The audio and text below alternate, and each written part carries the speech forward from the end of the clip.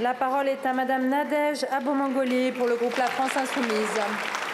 Madame la Présidente, mes chers collègues, Monsieur le ministre de l'Europe et des Affaires étrangères, retirez vos casques bleus immédiatement. Voici les propos du Premier ministre israélien Netanyahou, une menace adressée ce dimanche à la FINUL, force intérimaire des Nations Unies au Liban, garante de la paix et de la protection des civils. En effet, depuis jeudi dernier, plusieurs bases ont été attaquées et 5 casques bleus ont été blessés par des tirs délibérés de l'armée israélienne.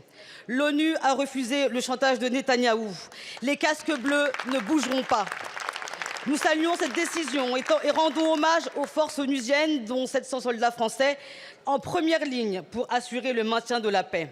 Votre ministère a affirmé jeudi que le Liban ne pouvait être un nouveau Gaza. Vous conviendrez donc que la dévastation de Gaza est révoltante. Hôpitaux, camps de réfugiés, écoles, à Gaza et jusqu'au nord Liban, nul n'est à l'abri. Les scènes d'horreur de personnes brûlées vives dans la cour de l'hôpital d'Al-Aqsa glacent le sang. Voilà à quoi mène la rhétorique de guerre de civilisation, à la déshumanisation totale de l'autre. Non, ce n'est pas une guerre contre le Hezbollah et le Hamas. Netanyahou déploie une guerre suprémaciste contre les peuples palestiniens et libanais.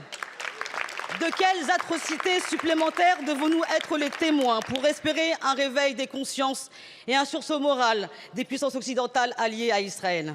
Vendredi, l'ambassadeur a été convoqué. Pour quelle suite? Vos timides initiatives sont bien vaines face au génocide en cours. En Europe, l'Espagne ouvre la voie, tandis que la France est à la traîne. Quand allez-vous porter une résolution pour sanctionner Israël, cesser les ventes d'armes, soutenir le Liban et reconnaître l'État palestinien? Dans l'histoire des mouvements de libération des peuples, ce n'est pas la victoire militaire qui fait la différence, mais bien souvent la défaite morale de l'oppresseur. Nous y sommes. Agissez donc pour la paix et pour la dignité. Je vous remercie. La parole est à Monsieur Jean-Noël Barrot, ministre de l'Europe et des Affaires étrangères.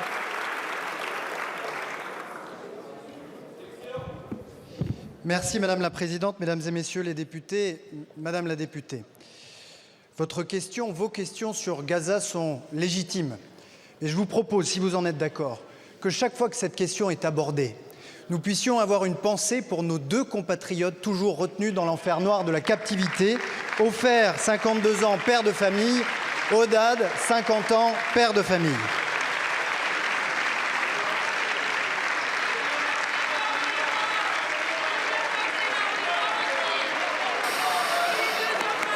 La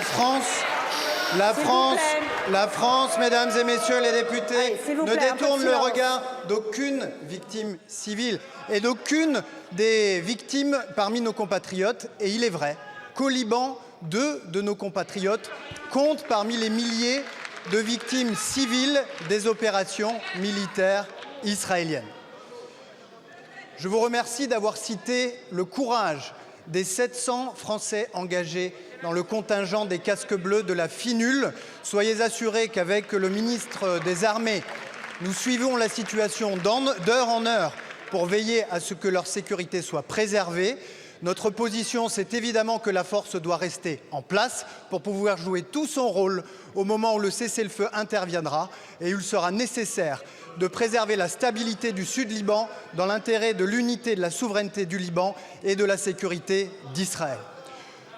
Quant à ce qui se joue au Liban et qui touche les populations civiles que vous avez évoquées, c'est la France, encore une fois, qui accueillera le 24 octobre prochain la première conférence internationale de soutien au Liban, qui sera à la fois l'occasion de mobiliser tous nos partenaires sur le soutien humanitaire que nous devons au Liban, à la fois de soutenir les forces armées libanaises, de soutenir la FINUL et d'échanger avec nos partenaires sur l'avenir institutionnel de ce pays cher à la France. Merci beaucoup, Monsieur le ministre.